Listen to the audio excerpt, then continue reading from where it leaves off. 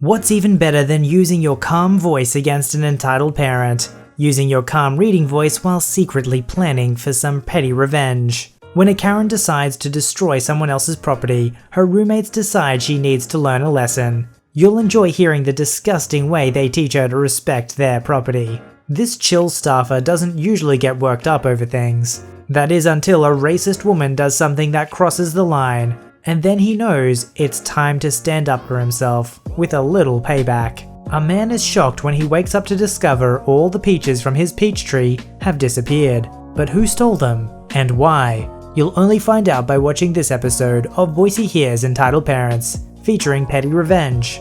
This story was called Karen Really Didn't Like Tuna. Now she's afraid of canned food. So in college they had these residential units, mostly filled with freshmen and sophomores, with 4 two-bedrooms off a common area that included a living room of sorts, and a kitchenette with a microwave, 2-burner electric cooktops, no oven, fridge and sink. There was only one building that had these units. It was always assumed it was some architectural student's efficiency design experiment from long before that was built for a grade or something. There were 2 bathrooms in the unit, each shared with 2 of the rooms. So, 2 students to a room, 4 students to a bathroom, 8 students to the collective, and a bunch of these units on each of the 4 floors of the building.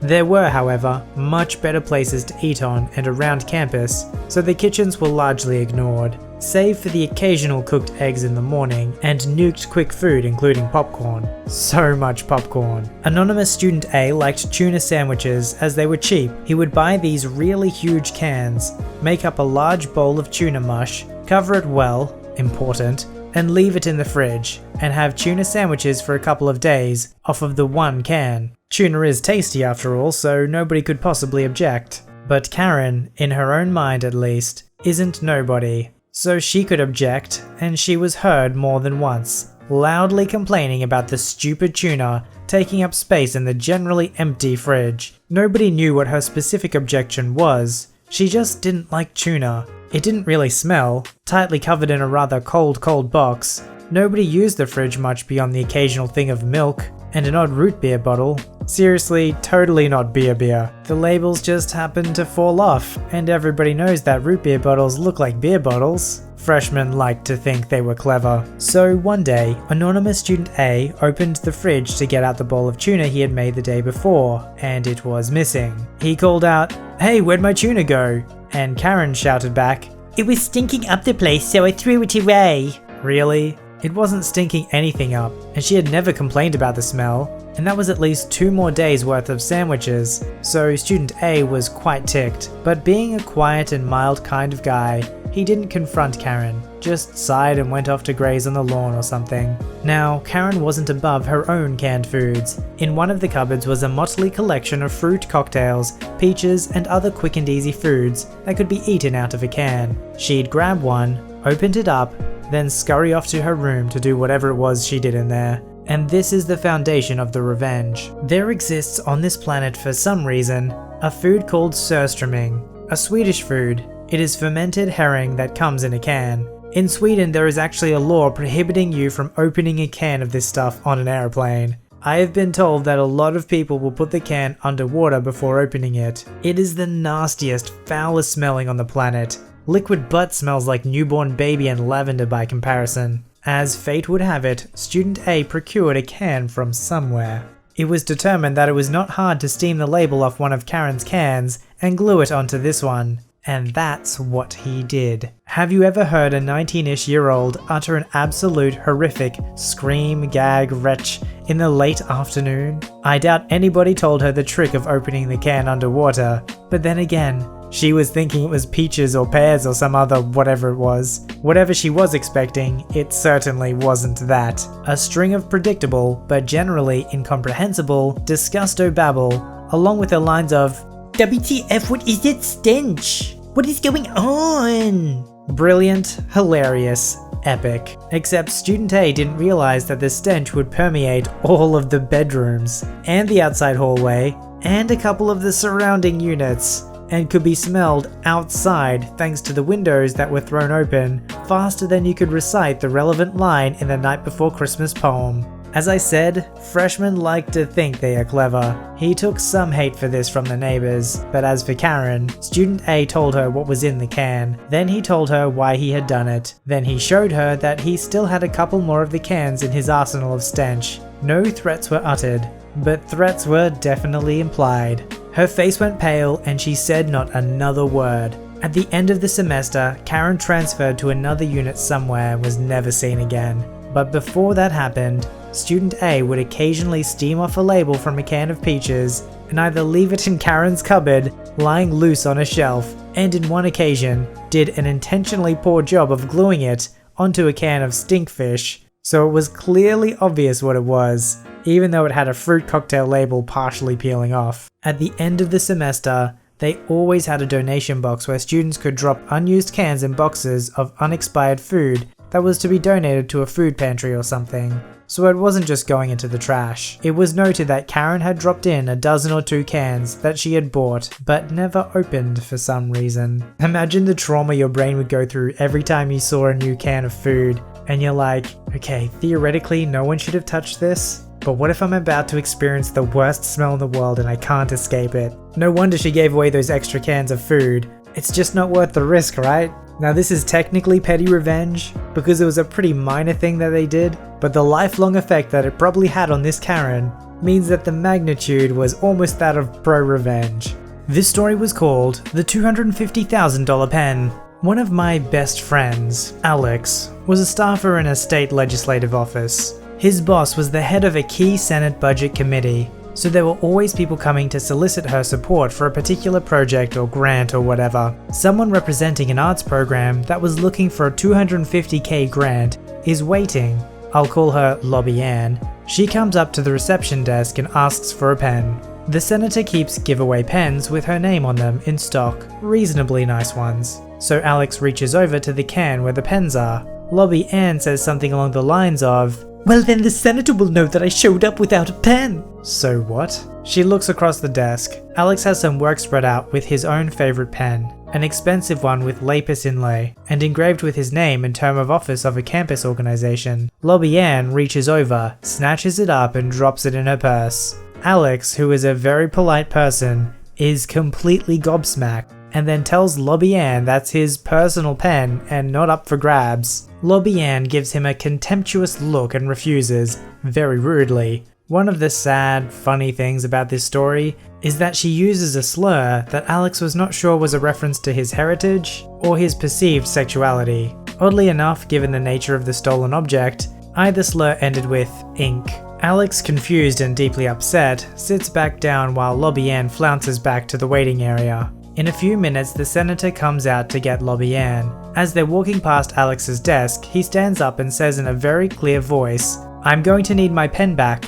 Lobby Ann stops in her tracks, as does the senator, and Alex says calmly, "I may be a slur or a slur, whatever you want to call me, but that pen is precious to me, and you stole it right off this desk, and I want it back." The senator kind of gasps and says, "She stole your lapis pen? She called you a slur?" And then she turns to Lobby Ann, who is frantically fishing around in her purse and stammering something about just borrowing it, and says, "Give it back." Once the pen is back in Alex's hand, the senator says to Alex, "Come on back, I need you," and turns and walks back into her office, leaving Lobby Ann standing there as the senator shuts the inner office door in her face. Then the senator picks up her purse, smiles a big bright smile, and says, "Want Starbucks?" So she and Alex go out the side door and across the street. They could see the front door of the office from the Starbucks. It apparently took Lobby Ann about 5 minutes to realize how bad she messed up, and that she was not going to see the senator that day,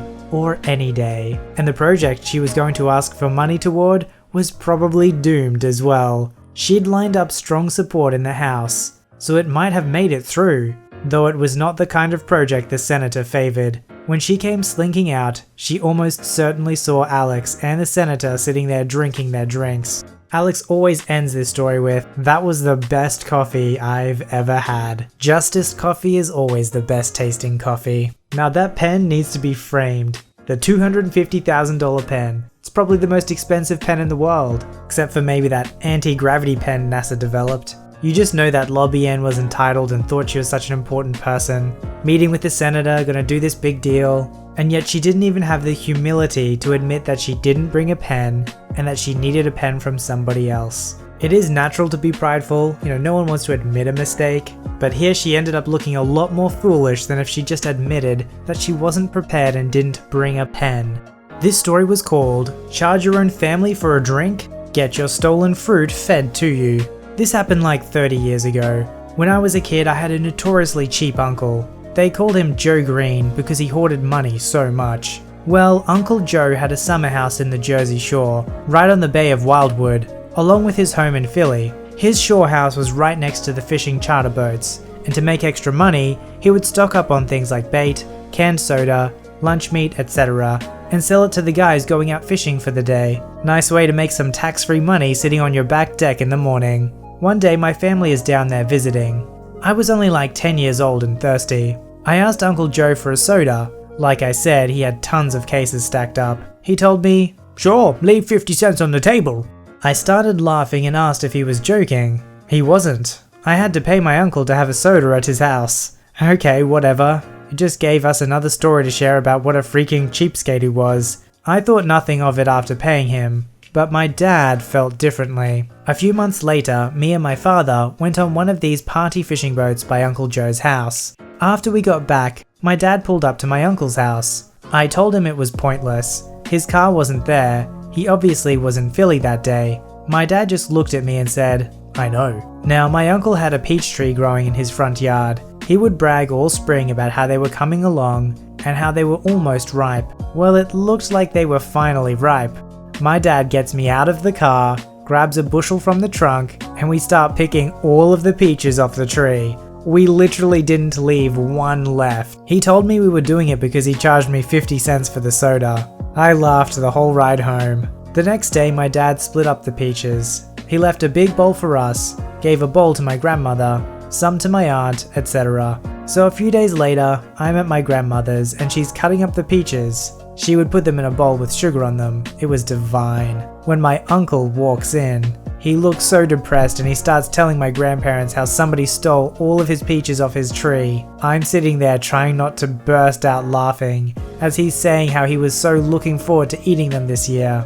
My grandmother looks up and says, "Here, have some of these. His father just gave them to me." At this point, I'm about to lose it. So he takes a little bowl and starts eating them and says, "They're pretty good, but mine were a lot better." I had to walk out at that point and start cacking up out on the steps. I know it's pretty petty, and I'm sure some will think we were jerks here, but I don't know. Growing up the way I did, that's just not how you treat family, especially the kids. And it's not like we really cost the guy anything. Now, I don't do this often, but I think I'm going to disagree with the last statement there. He said it didn't cost him anything, but I don't know.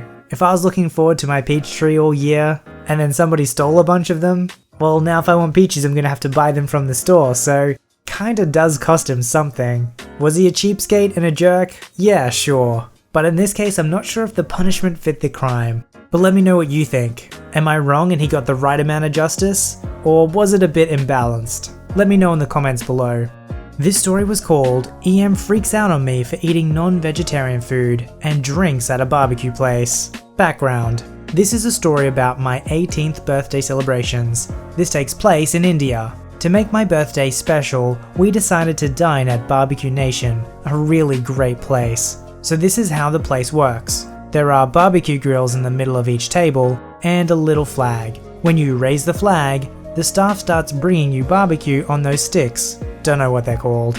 And when you put it down, they stop. And you can have a buffet style main course. So since the place is usually full, you have to book online in advance and give vegetarian, non-vegetarian preferences for the barbecue.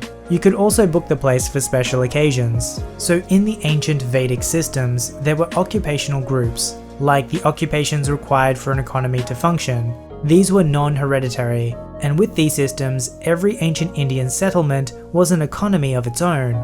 But after centuries of social degradation, they turned into the so-called hereditary occupational caste system. So as for me, my ancestors were vegetarian, teetotaler, priest teachers, and I'm a non-vegetarian atheist. Sorry ancestors. So back to the story. I, my dad, Mum, my uncle, and his fiancée were sitting at a table. I, my uncle, his fiancée are hardcore non-vegetarians. My dad eats non-vegetarian but prefers vegetarian. My mum is pure vegetarian. I and my to-be aunt are atheists while mum, dad, and uncle are Hindus. None of them are zealots, and are very modern and never force their religion down others' throats. We have checked our reservation and settled down, and our conversation is multilingual, switching between English and Marathi, as per convenience. The waiter brings in our initial barbecue.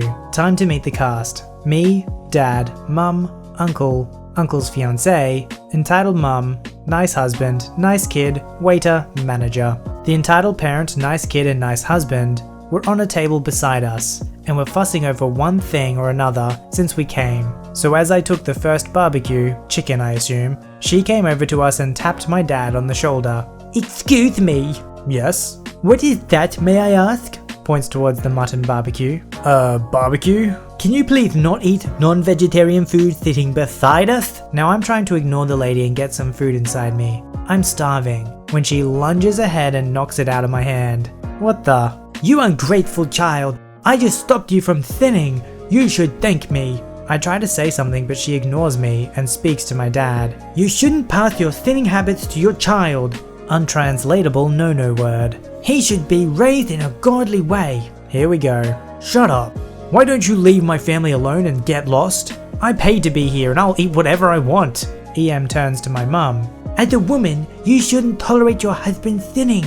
You should divorce him and raise him yourself." Lady, don't tell me how to raise my kids. This is a free country and I'll eat whatever I want. My mum, the darling she is, almost never swears. Now we had started eating in earnest and very soon the first servings had disappeared, despite her objections. As the waiter came with second servings, she knocked them out of his hand. What an outrageous waste of good barbecue. Now I'm furious. One thing you should know about me is that I don't follow any religion, but am interested in the mythology and history of them all, and have read not just the Hindu scriptures, but also the Bible and the Torah for pleasure reading. If you're so into religion, then why are you spilling food? Doesn't your religion say that food is as precious as the God who created this world? She has no answer to this. Now, nice husband steps in and takes her back amid renewed shouting. He promises to pay us back before leaving and we trust this guy. So we get yet another serving of barbecue, after which comes the funny part. My dad orders drinks for the adults.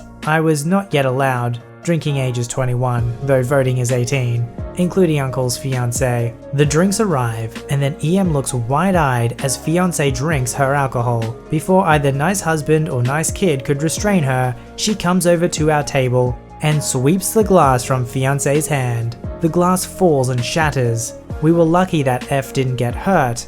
EM started screaming about how F was a minor and she shouldn't be allowed to drink, and tries to slap her when my uncle, who's a big man, catches her hand and pushes her back forcefully. They begin a screaming match. Now F does have a baby face and is shorter than I am, but she certainly doesn't look like a minor, as she's just a year younger than uncle. Finally, EM says the magic words. "I want to see the manager." "No, I want to see the manager." The manager comes and she begins a rant about how my family was corrupting me, and how F was a minor, an alcoholic who shouldn't be allowed to drink, and how we had thrown an alcohol glass at her. Now F is on the verge of tears. She's quite faint-hearted. F shows M her ID with shaking hands, and the security footage proved that the EM was talking BS. So instead of paying only us for our barbecue serving, she'd have to pay the hotel for the glass she shattered. When she realized this, she bolted for the door, leaving nice kid and nice husband behind.